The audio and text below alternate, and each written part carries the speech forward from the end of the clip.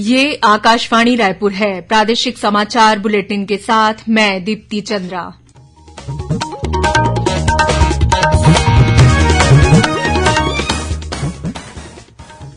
और अब पेश है आज के मुख्य समाचार।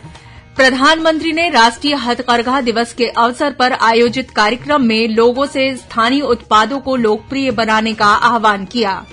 प्रदेश के स्कूल और कॉलेजों में अनुसूचित जाति, अनुसूचित जनजाति और अन्य पिछड़ा वर्ग के विद्यार्थियों को 58% आरक्षण मिलेगा। राज्य मंत्रिपरिषद ने लिया निर्णय। प्रदेश में आयोजित छत्तीसगढ़िया ओलंपिक के विकासखंड, नगरीय क्लस्टर और जिला स्तर की प्रतियोगिताओं की तिथियों में हुआ थोड़ा बदलाव। और 5 लाख रुपए के एक इनामी माओवादी ने आज पुलिस अधीक्षक के सामने कांकेर में किया आत्मसमर्पण।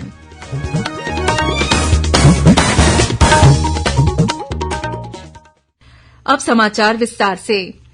प्रधानमंत्री नरेंद्र मोदी ने कहा है कि वोकल फॉर लोकल एक जन आंदोलन बन गया है, जिसने देश में कपड़ा क्षेत्र को नई गति दी है। आज नई दिल्ली के प्रगति मैदान स्थित भारत मंडपम में 90वें राष्ट्रीय हथकरघा दिवस समारोह को संबोधित करते हुए श्री मोदी ने कहा कि कपड़ा क्षेत्र में जो योजनाएं शुरू की गई हैं, वे बुनकरों और कारीगरों को न्याय दिलाती हैं। प्रधानमंत्री ने राष्ट्रीय हथकरघा दिवस पर लोगों से स्थानीय उत्पादों को लोकप्रिय बनाने की प्रतिबद्धता का भी आह्वान किया। श्री मोदी ने कहा कि सरकार हथकरघा उद्योग को बढ़ावा देने के लिए बिना गारंटी के ऋण दे रही है और हथकरघा बुनकरों के लिए छूट दरों पर कच्चा माल उपलब्ध करा रही है।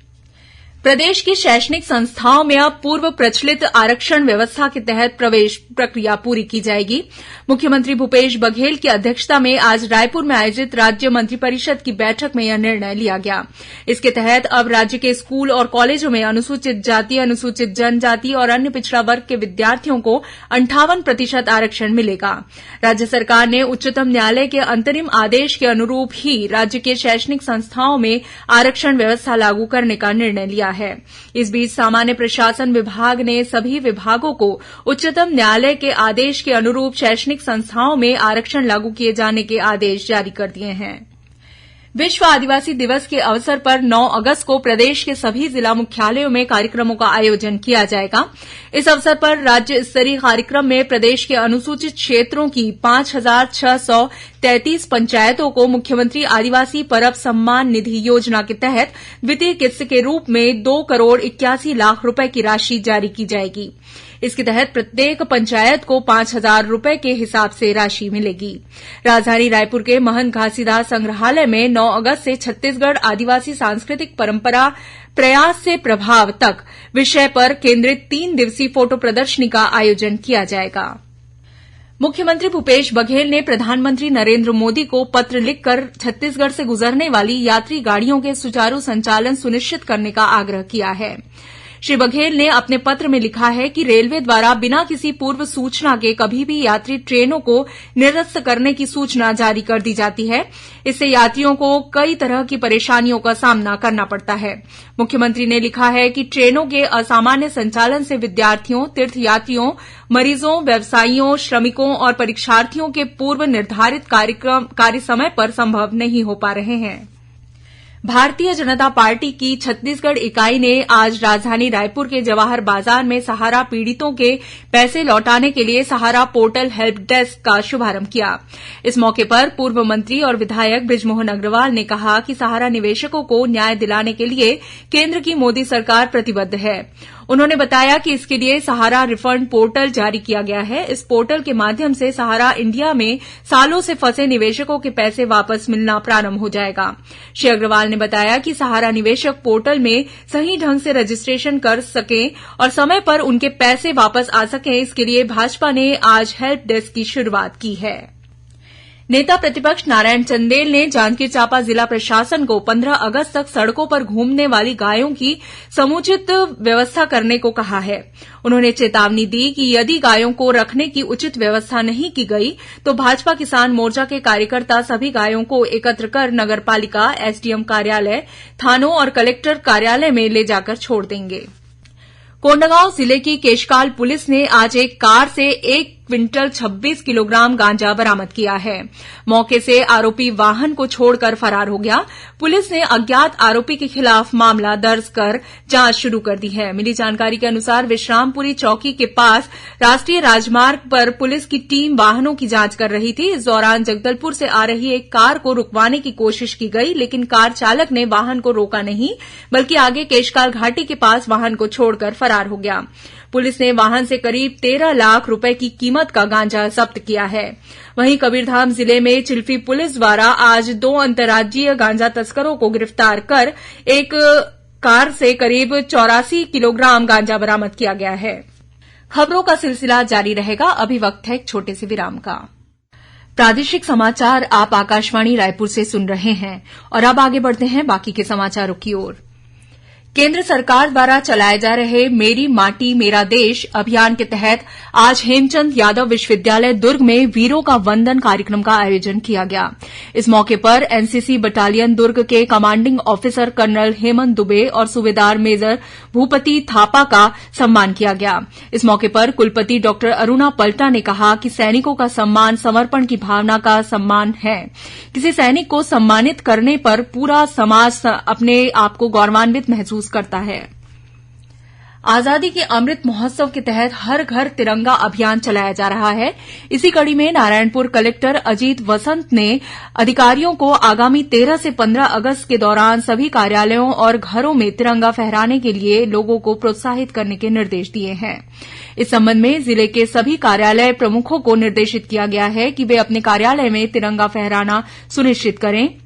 साथ ही अधिकारियों और कर्मचारियों को अपने अपने घरों में भी ध्वजारोहण करने के लिए प्रोत्साहित किया जाए। गौरतलब है कि राज्य के सभी डाकघरों में राष्ट्रीय ध्वज का विक्रय किया जा रहा है।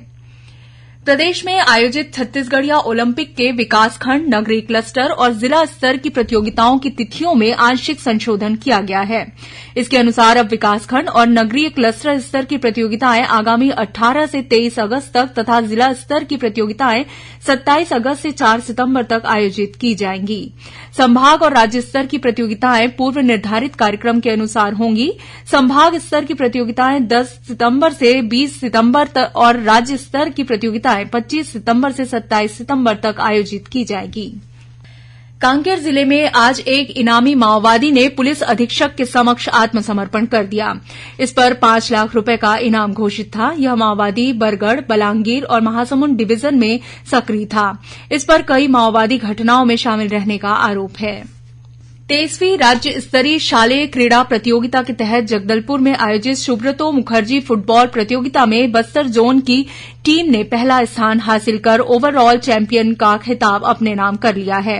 वहीं सरगुजा जोन की टीम दूसरे और दुर्ग जोन की टीम तीसरे स्थान पर रही। अब बस्तर संभाग की टीम इस महीने के अंत में दिल्ली में आयोजित राष्ट्रीय सुब्रतो मुखर्जी कप फुटबॉल प्रतियोगिता में छत्तीसगढ़ का प्रतिनिधित्व करेगी। केंद्र सरकार के कौशल विकास और उद्यमशीलता विभाग द्वारा देश के लगभग 250 जिलों में राष्ट्रीय अप्रेंटिसशिप योजना पर जन जागरूकता अभियान चलाया जा रहा है। इस योजना के तहत चयनित जिलों में कार्यशाला का आयोजन कर प्रतिभागियों को अप्रेंटिस योजना की जानकारी दी जा रही है। इसी कड़ी में कल जगदलपुर में एक कार्यशाला का आयोजन किया जाएगा। कार्यशाला में स्कूल और कॉलेजों के अलावा औद्योगिक प्रतिष्ठान के प्रतिभागी शामिल होंगे। गौरतलब है कि इस योजना के तहत छत्तीसगढ़ के 7 जिलों का चयन किया गया है। और अब कुछ खबरें संक्षेप में। आदिम जाति और अनुसूचित जाति विकास मंत्री मोहन मरकाम ने कोंडागांव जिले में करीब 7 करोड़ रुपए की लागत से मसोरा से छुईडोंडा मार्ग में नारंगी नदी पर बनने वाले स्टॉप डैम की आधारशिला रखी। गरियाबंद जिले के ग्राम नाहर गांव में तालाब में डूबने से 2 बच्चों की मौत हो गई। पुलिस मामले की जांच कर रही है। रायगढ़ जिले के लैलूंगा क्षेत्र में स्थित खम्हार पाटुका जलाशय में 2 दिन पहले नाव से गिरे युवक का शव आज बरामद किया गया। वहीं दुर्ग जिले में जेवरा सिरसा घाट पर शिवनाथ नदी में डूबे एक युवक का शव भी आज बरामद कर लिया गया है।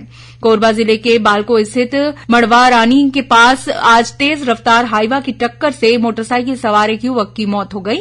और महासमुंद जिले में तुमगांव थाना क्षेत्र के राष्ट्रीय राजमार्ग पर आज एक तेज रफ्तार बस ने मवेशियों को अपनी चपेट में ले लिया। इस हादसे में 17 मवेशियों की मौत हो गई। हादसे के बाद बस चालक फरार हो गया। पुलिस मामला दर्ज कर आरोपी की तलाश कर रही है। अंत में मुख्य समाचार एक बार फिर। प्रधानमंत्री ने राष्ट्रीय हथकरघा दिवस के अवसर पर आयोजित कार्यक्रम में लोगों से स्थानीय उत्पादों को लोकप्रिय बनाने का आह्वान किया। प्रदेश के स्कूल और कॉलेजों में अनुसूचित जाति, अनुसूचित जनजाति और अन्य पिछड़ा वर्ग के विद्यार्थियों को 58% आरक्षण मिलेगा। राज्य मंत्रिपरिषद ने लिया निर्णय। प्रदेश में आयोजित छत्तीसगढ़िया ओलंपिक के विकासखंड, नगरीय क्लस्टर और जिला स्तर की प्रतियोगिताओं की तिथियों में हुआ थोड़ा बदलाव। और 5 लाख रुपए के एक इनामी माओवादी ने आज पुलिस अधीक्षक के सामने कांकेर में किया आत्मसमर्पण। इसी के साथ प्रादेशिक समाचार बुलेटिन समाप्त हुआ। नमस्कार।